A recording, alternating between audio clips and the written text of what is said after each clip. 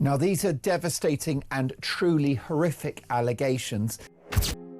As the year drew to a close, Sarah Spencer, Princess Diana's elder sister, had just left the St. Regis, the hotel she often selected for quiet retreats, when something suddenly caught her eye and made her heart sink.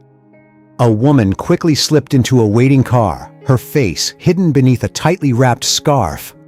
Yet the way she walked and moved felt so familiar that Sarah nearly recognized her at once. Walking behind her was one of Camilla's longtime bodyguards, a face Sarah remembered clearly from countless royal occasions, making her suspicions grow even stronger. Her instincts, as sharp as ever, warned her that this was far from a coincidence. An uneasy feeling settled over Sarah. Camilla, who always projected a discreet yet influential public image, what could she possibly be hiding that required such secretive movements in America under the cover of night? And if something suspicious was truly happening, what secret had been concealed for so long, and who was really behind it?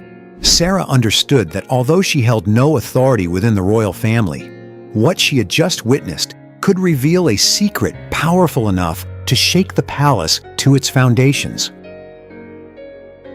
As the year came to an end and New York sparkled with holiday lights, Sarah Spencer decided to reward herself with a short stay at the St. Regis, the legendary Fifth Avenue hotel known for its luxury and complete privacy. She was worn down by curious eyes, quiet gossip, and family divisions that had never truly faded. She hoped this getaway would give her a rare chance to relax, breathe freely, and put everything behind her, if only for a few days. Sarah arrived on a private flight, telling almost no one about her trip. Her suite overlooked Central Park, decorated in a classic style with a cozy fireplace and impeccable service in every detail. Her only plans were to enjoy afternoon tea and wander the city alone among strangers. On the afternoon of her third day, the New York sky was unusually clear, with soft golden sunlight streaming through the bare branches. Sarah walked out through the hotel's main entrance, wearing a long camel cashmere coat, a light Hermes scarf, and elegant low-heeled boots. She then headed toward the side exit, the discreet VIP route designed to avoid photographers. Then everything changed in a single instant. A woman emerged from a side hallway. She had carefully disguised herself with a long black fur coat and a scarf wrapped tightly around her head and neck, leaving only her lightly made-up eyes visible. She walked quickly, almost in a hurry, yet her posture still carried a distinctive elegance, shoulders straight and steps light but confident. Without thinking, Sarah immediately stepped back behind a large marble pillar. There was something painfully familiar about that figure. The slight tilt of her head as she quietly spoke to the person beside her. The gentle movement of her coat with every step. Then Sarah saw the companion, and her heart began racing. He was a tall man in his 50s wearing a dark suit with a small security earpiece in his left ear. His sharp features and the faint scar along his left cheek were unmistakable. Robert Hargreaves. Sarah recognized him instantly. He had served as Camilla's bodyguard for more than 15 years, always standing exactly 3 steps behind her at every official occasion, from Charles and Camilla's 2005 wedding to overseas tours and Buckingham Palace garden parties. His eyes constantly swept the surroundings like a hawk watching its territory. At that moment, Hargreaves opened the rear door of a polished black Mercedes Maybach, displaying temporary diplomatic plates. He gently held the woman's elbow as she climbed inside. Sarah stopped breathing for a moment. As the woman leaned into the vehicle, her scarf slipped slightly, exposing neatly pinned golden blonde hair. Sarah could not clearly see her face, but the silhouette, the movements, and even the faint scent drifting through the air, Creed Florissimo, Camilla's favorite perfume, all matched with chilling precision. The car moved away silently, blending into the traffic on Fifth Avenue. Hargreaves took the front seat and turned to say something to the passenger behind him. A cold shiver ran through Sarah. It was not fear, but the caution of someone who had lived through years of palace intrigue. Why was Camilla here? Sarah hurried back to the hotel lobby. She no longer had any desire to continue her walk. Perhaps it was simply someone who looked remarkably similar. Perhaps Hargreaves was handling private business. Yet Sarah's instincts, the same instincts that had carried her through countless difficult moments, kept telling her this was no accident. Something was clearly being hidden. Back in her suite, she shut the door and pulled the curtains closed. Sarah took a sip of wine, its bitterness lingering on her tongue. She knew she could not ignore what she had seen. If it really was Camilla, what was the purpose of this trip? The British royal family was well known for keeping its secrets behind palace walls. But this was America, where privacy could be purchased, yet secrets could leak far more easily. A strange mixture of emotions rose inside her: intense curiosity, quiet anxiety, and a dangerous sense of excitement. Camilla had brought unimaginable suffering to Diana, a wound that had never healed in Sarah's heart. Now believing Camilla might be involved in a dark scheme of her own, Sarah felt a powerful urge to uncover the truth. She placed her glass on the table, picked up her phone, and scrolled through her contacts. That brief encounter outside the hotel's side entrance had unknowingly opened the door to something far greater. Sarah Spencer had never imagined that her peaceful holiday would become the beginning of a dramatic search for the truth, where family, loyalty, power, and money were bound together in a deadly web. Sarah Spencer hardly slept that night. The image of the veiled woman getting into the black limousine lingered in her mind like a ghost from the royal past. Lying awake in her luxurious suite at the St. Regis, she stared into the darkness above her, thoughts filled with endless questions. The following morning, as daylight crept through the curtains, Sarah realized she could not ignore her suspicions any longer. She needed confirmation. The first person she thought to contact was her nephew William, with whom she had remained close despite years of family turmoil. Using the secure private phone she always carried, she placed the call. "William, hello dear," Sarah said, doing her best to sound composed despite her racing heart. "Your aunt is spending a few quiet days in New York. How have you been?" William laughed warmly. "Aunt Sarah, I'm doing well, thank you." Enjoying the Big Apple after. Exchanging a few casual remarks, Sarah carefully shifted the conversation. "I haven't seen Camilla at any recent engagements. Is everything all right?" William answered immediately. "Yes, she's been staying at Ray Mill House since yesterday. No staff with her, she just wanted a little peace and quiet." After a few final pleasantries, the call ended. Sarah remained seated in her armchair, unable to move. William's words struck her hard, confirming her growing fears. Camilla was supposedly alone at Ray Mill House, and nowhere near the palace. If that was true, then the woman Sarah had seen yesterday was almost certainly her. But if Camilla was in New York, what was she doing there?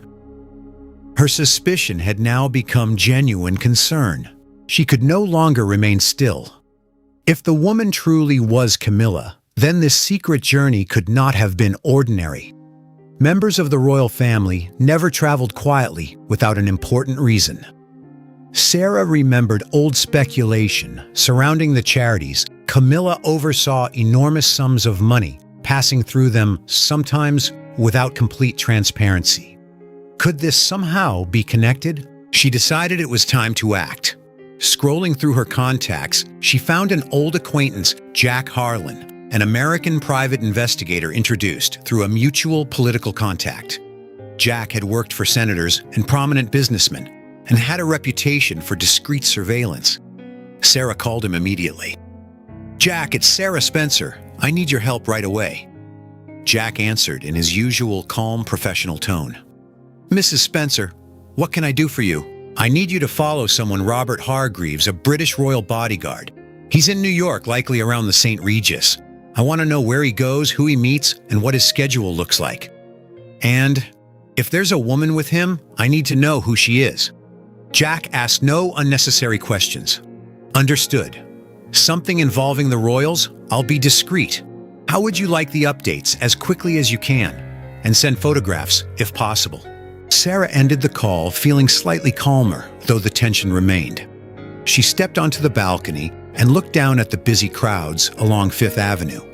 The city continued its lively rhythm, but she felt as though she had stepped into something dangerous. If Camilla was truly hiding something here, following her could have unpredictable consequences. 2 days passed. Sarah tried to maintain her normal routine afternoon tea at the Palm Court light shopping at Bergdorf Goodman, yet her attention never drifted far from her phone. Close to midnight on the second evening, it suddenly vibrated. Jack was calling.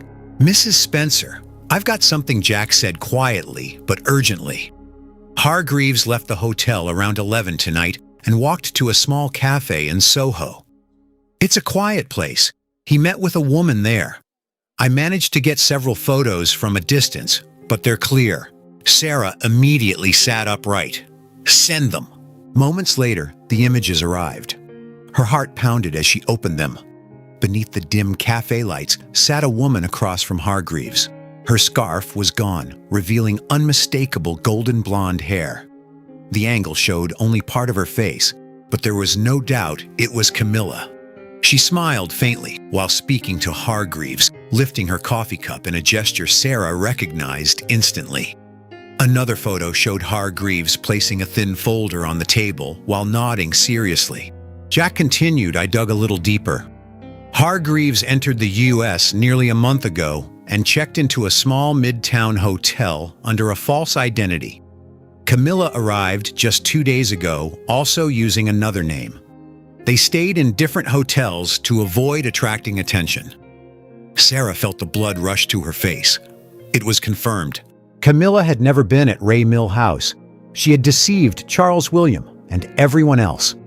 The entire trip had been carefully organized.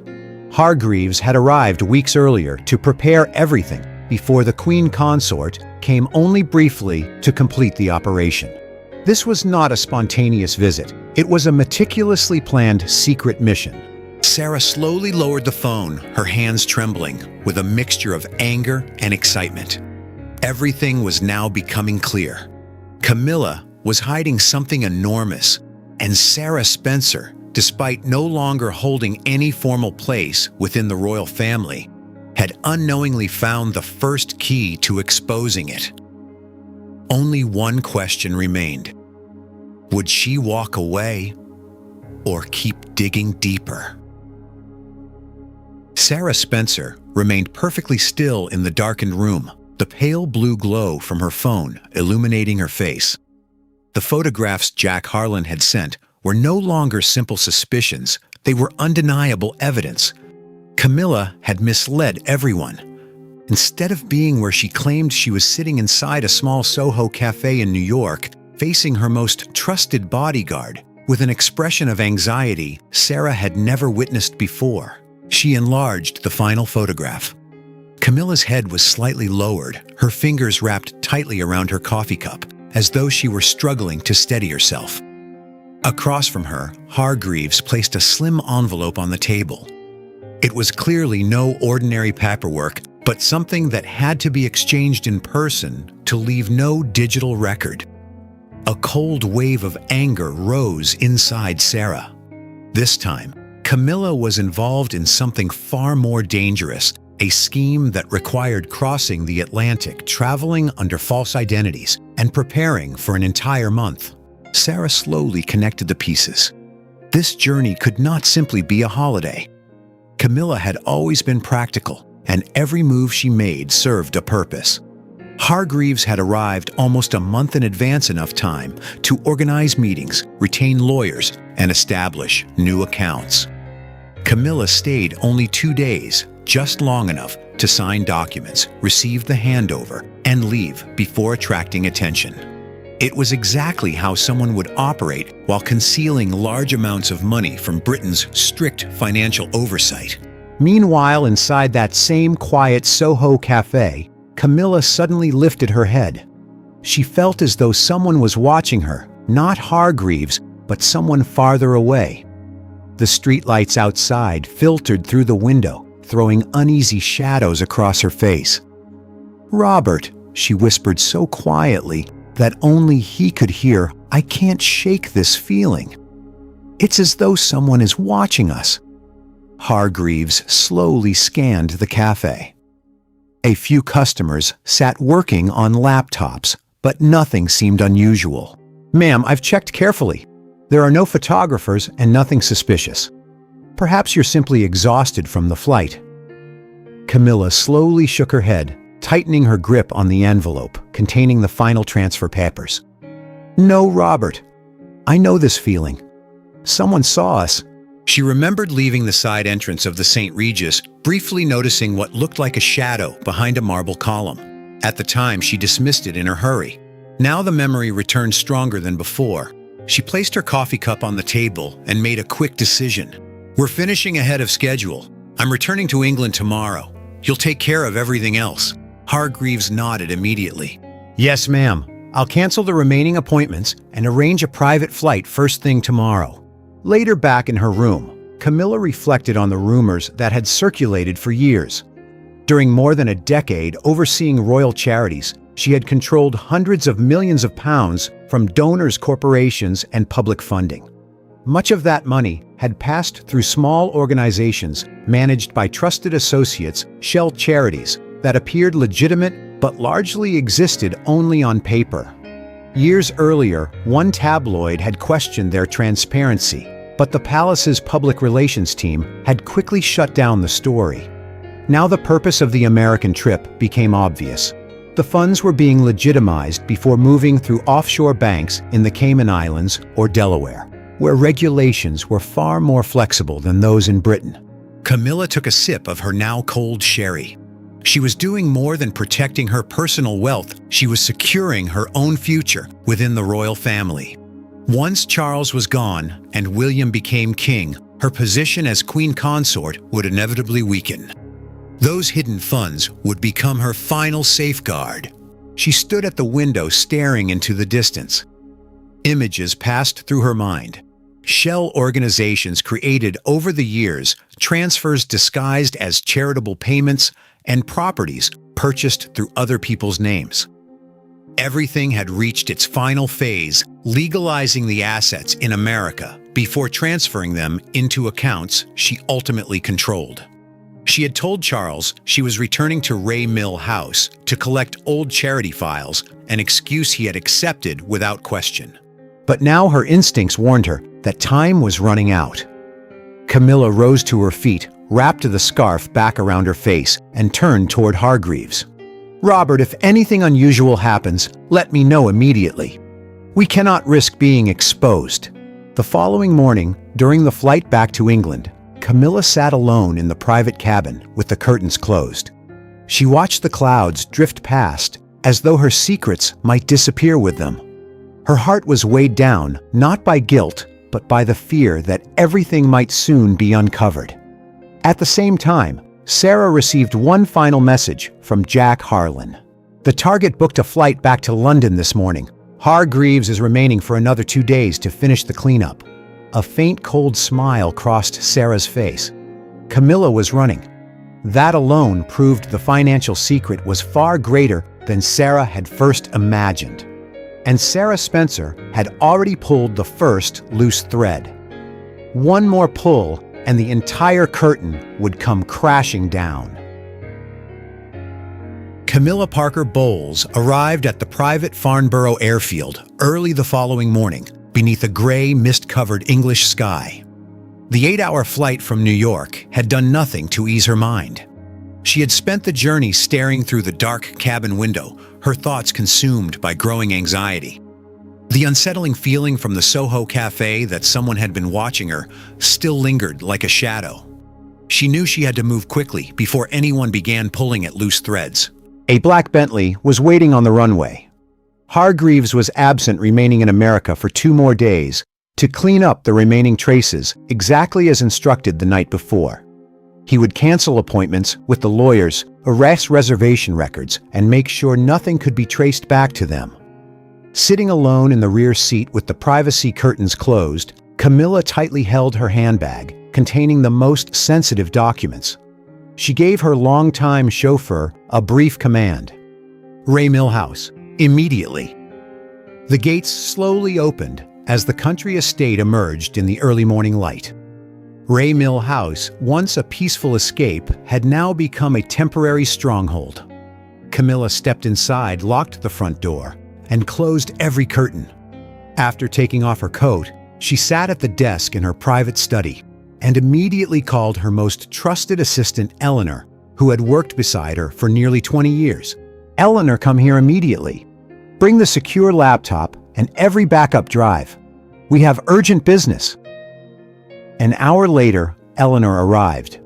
The two women sat opposite each other inside the sealed study, where the tension was almost unbearable. Camilla spoke first, her voice quiet but firm. "I believe someone spotted me in New York. I'm not certain, but we can't take any chances. We need to review everything and destroy anything that could become a risk." Eleanor's face turned pale, but she asked no questions. She had handled situations like this before. "Where do we start, ma'am?" "With the shell organizations. Shut down everyone that's no longer necessary. Move the remaining funds into accounts under your name and the names of the other two assistants. Leave only documents that can survive and audit official invoices and donation receipts." That entire day, Ray Mill House operated like a hidden command center. Camilla barely stopped working, resting only briefly on the sofa. Together, she and Eleanor examined every page of the old financial records stored inside a concealed safe behind the bookshelf. Whenever they discovered evidence of transfers from the primary fund into shell companies, Camilla tore the documents apart herself before feeding them into the old fireplace. The ashes disappeared up the chimney, carrying away records that could have ruined her. The digital cleanup proved even more dangerous. Eleanor worked continuously on the encrypted laptop, permanently erasing files stored in cloud accounts. "It will take several hours," Ma'am Eleanor said, her voice trembling slightly. "But once it's finished, none of it can be recovered." Camilla nodded, her eyes bloodshot from exhaustion. "Do it. Then move everything into the new Cayman accounts. Use your name as the final beneficiary." Each evening after silence settled over the house, Camilla stood beside the window, looking out across the dark garden. Every sound among the trees made her heart race, as though someone might be hiding outside. Her fear did not come from guilt, but from what she stood to lose her influence, her position, and Charles's trust. Years of careful planning were now balanced on the edge of disaster. One mistake could bring everything crashing down. The following day, Eleanor returned with her final report. "It's finished, ma'am. The shell organizations have all been legally dissolved through our lawyers. The funds have been transferred, and only legitimate documents remain enough to satisfy any internal audit." Camilla released a quiet breath, though it brought little comfort. "Good. Go back to the countryside and behave as usual. If anything unusual happens, contact me through the normal channel." Eleanor departed, leaving Camilla alone inside the enormous house. She lowered herself into the armchair beside the fireplace and silently watched the flames consume the final scraps of paper. The emergency cleanup had been carried out quietly, and almost flawlessly. Yet deep inside, she knew the danger had not disappeared. Meanwhile, back in New York, Sarah Spencer received one final update from Jack Harlan. The target returned to England 2 days ago. No trace remains in the U.S. Sarah Spencer returned to England just a few days after Camilla had completed her cleanup. The long journey home from New York brought her no peace of mind.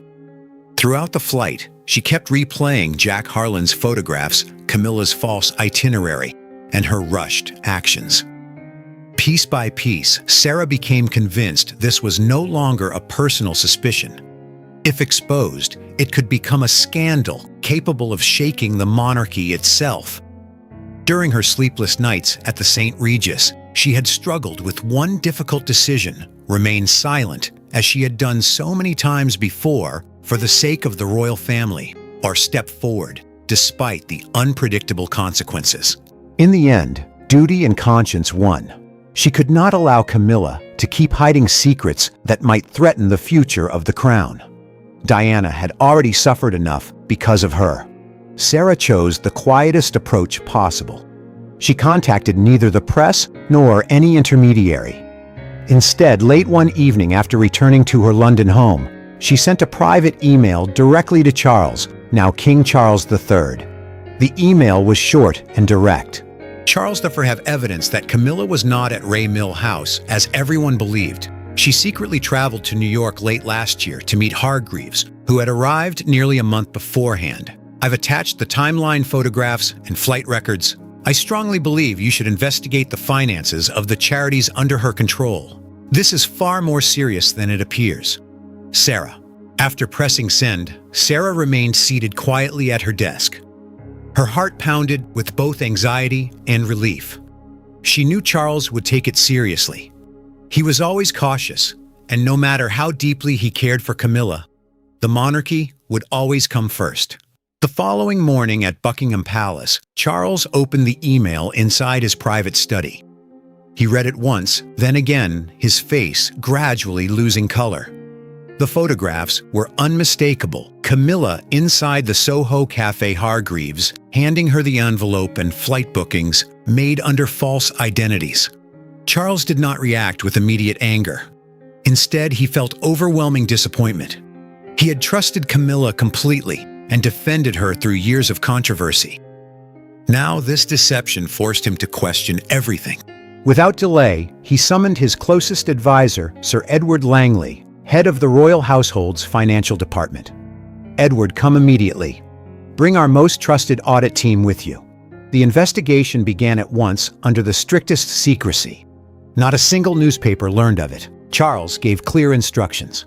I want every company and charity Camilla has been connected to over the last decade reviewed.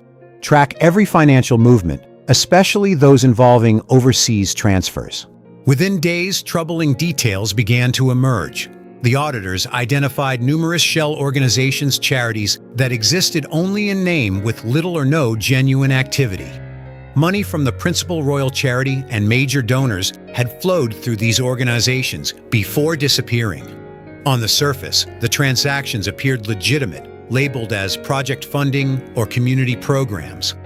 But deeper analysis revealed every financial trail eventually led to the same destination. Sir Edward delivered his findings privately to Charles. We cross-checked the banking records through confidential channels. The final receiving accounts all belong to or are directly connected with Queen Camilla. Charles remained silent for several moments, gripping the edge of his desk. He remembered the countless occasions Camilla had confidently presented financial reports while persuading him to approve additional funding. Now the truth stood before him. Tens of millions of pounds had quietly been diverted beyond royal oversight beneath the appearance of charitable work. It was not reckless theft, but a carefully planned scheme carried out over many years. That same evening, Charles requested a private meeting with Camilla at Clarence House. When she entered as elegant and composed as ever, Charles wasted no time. He laid the thick investigation file on the table. Camilla, explain these financial transfers. And explain your trip to New York. Camilla's face briefly lost its color before she regained her composure. Charles, it was simply financial management. Everything I did was intended to protect royal assets by reducing taxes and avoiding unnecessary audits, Charles answered in an unusually cold voice. But the money ended up in accounts under your control. You lied to me. You lied to William. You lied to the entire palace. Camilla slowly lowered her eyes. For the first time, she offered no explanation. She knew the evidence could not be challenged. Everything was over. The greatest pain came not from shouting or accusations, but from the crushing silence of a marriage, betrayed once again this time by the woman Charles had chosen above everyone else. Charles finally stood. This matter will remain internal. There will be no public announcement, but you will accept responsibility. The investigation concluded without public attention, yet its consequences could not be avoided. Sometime later, Sarah received a brief message from William. "Aunt Sarah, thank you. Everything is being taken care of." Sarah let out a slow breath, though the weight on her heart remained.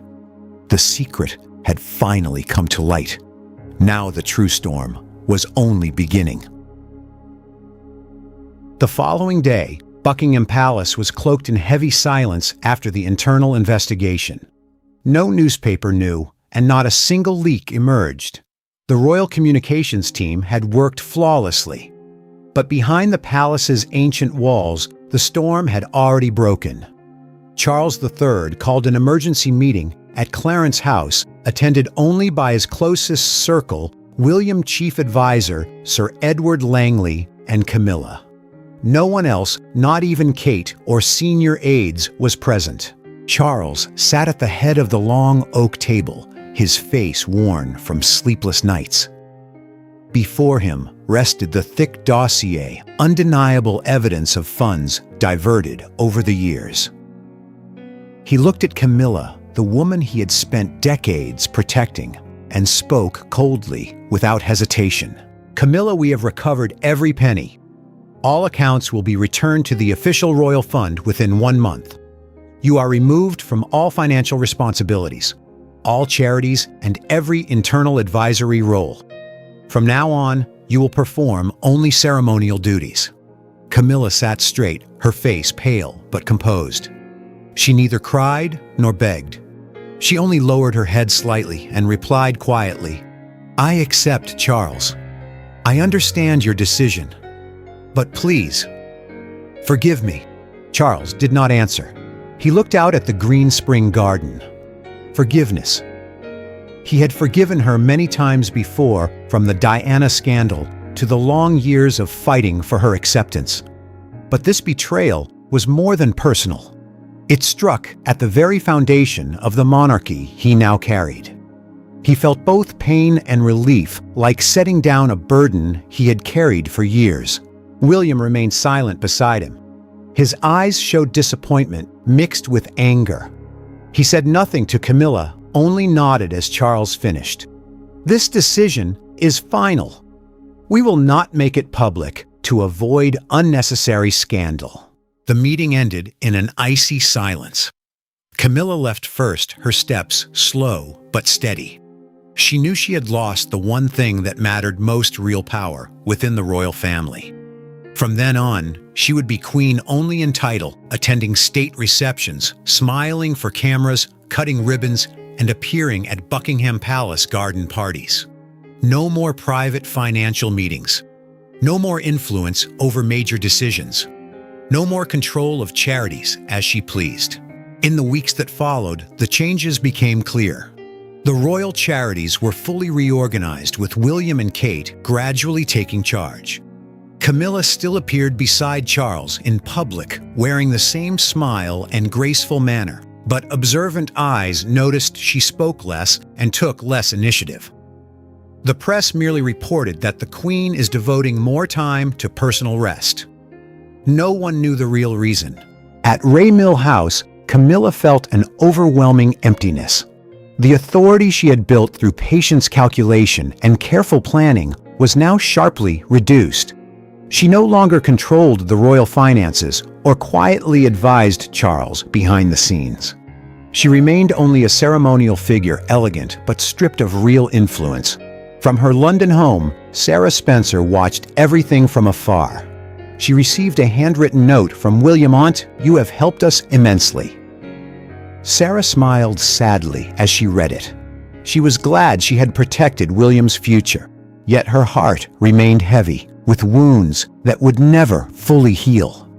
She knew the secret would stay buried forever, not to hide wrongdoing, but to protect the monarchy itself. Do you think Sarah should have exposed the truth or allowed everything to remain hidden? Were her actions cautious or simply too curious? Share your thoughts in the comments below. Remember to like, share, and subscribe for more. Also, click the next video on your screen. You'll enjoy it.